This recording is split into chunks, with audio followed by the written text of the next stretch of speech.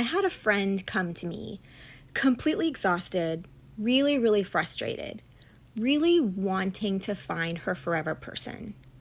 And she's going out, she's trying to meet people, she's on all the dating apps, and it's not going well.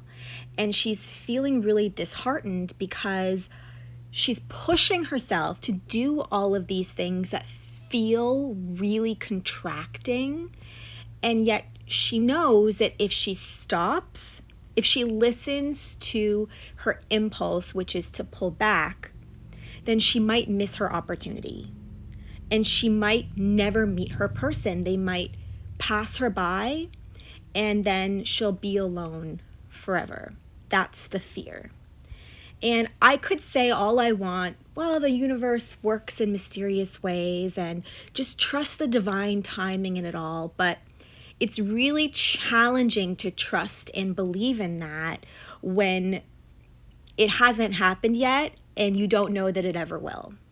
And so I want to share a story with you that I shared with her about how this can really work in real time, what happened for me, and how I learned from that.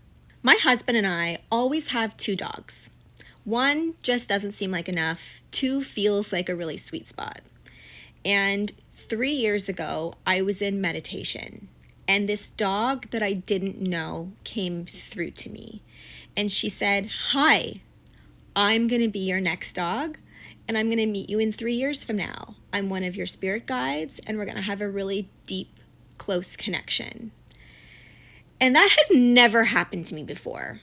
And this was near the beginning of my spiritual journey. And so I took it with a grain of salt. I had no idea what to expect from that interaction. I didn't know whether I should believe it or not, but I just sort of filed it in the back of my mind. 2 years ago, our older dog died. And we took it really rough. It was very sudden and unexpected.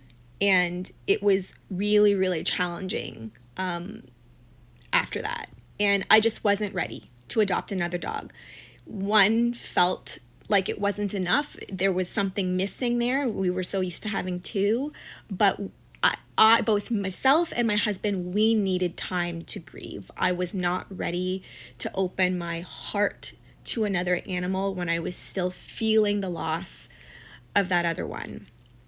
And there was a part of me that feared that if I didn't start looking around that 3-year mark when this dog said she was going to come into my life, that I was going to miss her, because it was very interesting that we had this dog that died and it opened up space in our home for a new soul to come in. And what happens if I just wasn't ready and she gets adopted by somebody else? And I had to keep reminding myself that if she's supposed to come into my life, she will. And if it means that it's delayed for longer, then it's delayed, and I just have to trust that if it's meant to be, it will be. And my husband was on exactly the same page. He did not want another dog either. And then all of a sudden, a few months ago, I was just lying in bed, scrolling on Facebook, and I'm never on Facebook. And I was scrolling on Facebook, and this dog popped up on my timeline. And something just clicked inside of me. And I said to myself, I'm ready. I need a dog.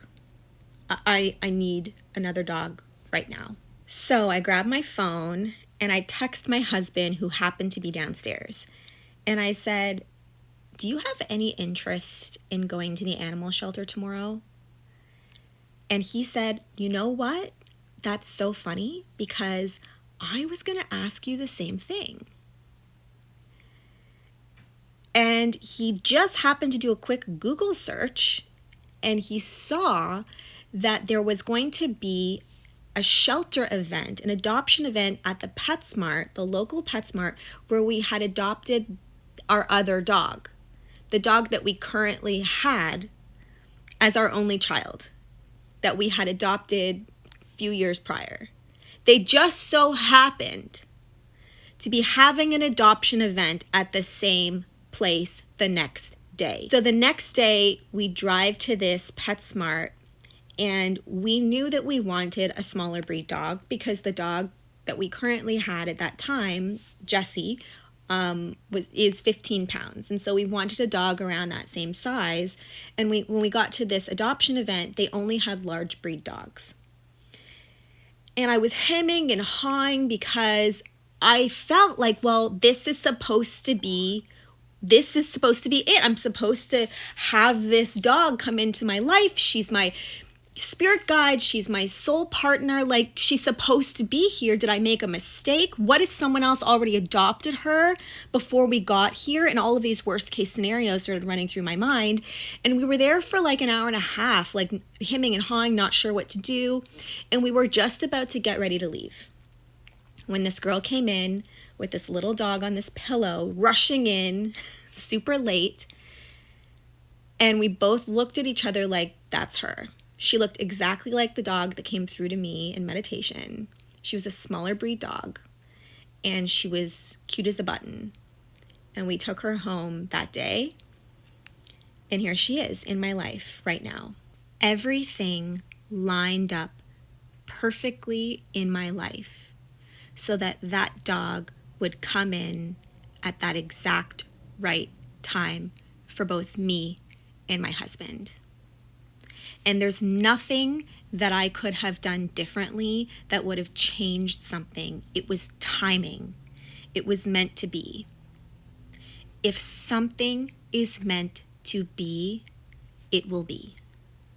You can go months not wanting to leave your house, and then all of a sudden one day you have an idea, you're inspired by something, your plans change, someone says something to you, and you go out and you do something that you've never done before, that you didn't really plan on doing, maybe that you didn't really want to do, and bam, right place, right time to meet that person, to get that opportunity. And I know the most frustrating part of all of this is feeling like you have to sit around and wait.